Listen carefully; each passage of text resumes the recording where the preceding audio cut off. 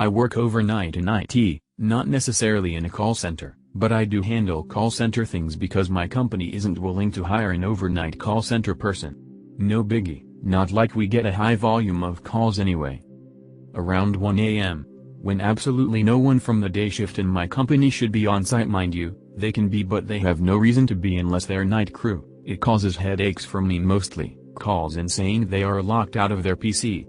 Easy, go find the account that's locked and problem solved. I ask her to enter the password to verify and she says it's saying the password is wrong. I ask her if she's using this month's password, and she says yes. I remote in and enter our monthly password for her, and give her the information to log in. She sounds exasperated and annoyed, like somehow she's right and I'm wrong about this. I ask if there's anything else they need and hang up when they say no. I'm minding my own business when about 4 hours later, when more people start showing up, that I'm getting a lot of calls from the same location the other user is from, all about locked accounts.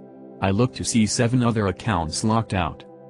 The stupid lady from earlier went around to 8 pieces at her location, tried the wrong password 3 different times for each one, and subsequently locked them all out before calling me.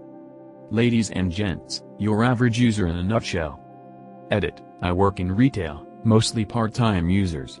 Most workstations have a single user account and the applications within them have specific user logins. I used to work in a Tier 1 role, so boots on the ground, and recently got into a Tier 2 role, yay, so I figured I'd start sharing some stories with the nice people I worked with. Lol. I worked at an office with anywhere from a co-op to a partner or more, so we had some higher-ups always kicking around.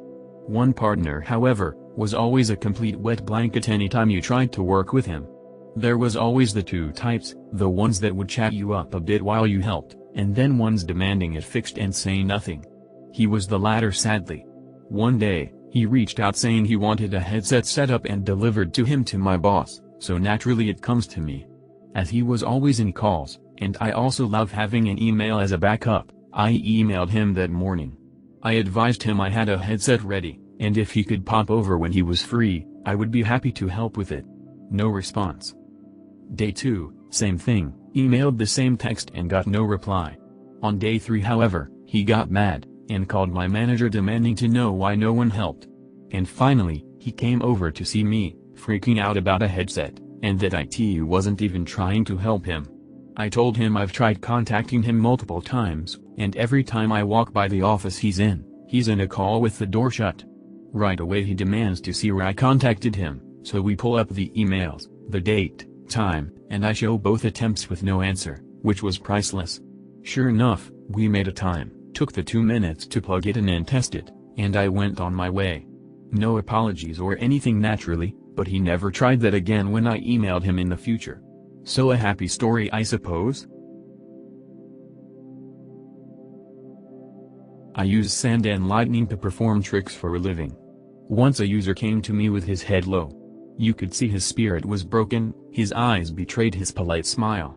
With him came the clear smell of ocean, and an iPhone in his hand. I was at the beach and forgot my phone was in my pocket, he says to me without looking me in the eye. Clearly repentant for such an action, I choose not to give him any grief about the issue.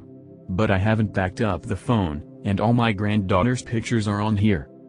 The user explained some personal matters that roughly equate to his family went back to the Philippines and he won't see her again for at least a year. I offer no promise of recovery, rather indicating he should expect no miracles.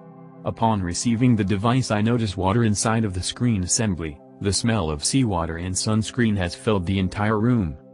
With no sense of hope, I decide to open the device and see how bad the damage to the logic board is. The screen comes off with a squish, and the reality of the situation hits me. The entire internal assembly has white salt deposits, and the smell dramatically increases in strength. Quickly the battery is disconnected, and I get to work freeing the board from its tomb. Once free, it's blown off with compressed air. It's at this point that my co-workers become curious as to the source of the stench. The general consensus was derision. After letting the board sit on my desk for the afternoon, a radically stupid idea came to me. I grabbed my co-worker's Tupperware container from his desk, and like lemmings they followed me to the kitchen. Gently I placed the board in the container, then filled it a third of the way with isopropyl alcohol. On the lid I placed a sticky note that read "Shake me, please," and gave it a little shake myself. I then let it sit on the counter for the remainder of the week, shaking it myself every time I went in there and seen others do the same. It was somewhat of a game to the non-IT staff, being amused at the ridiculous request before them.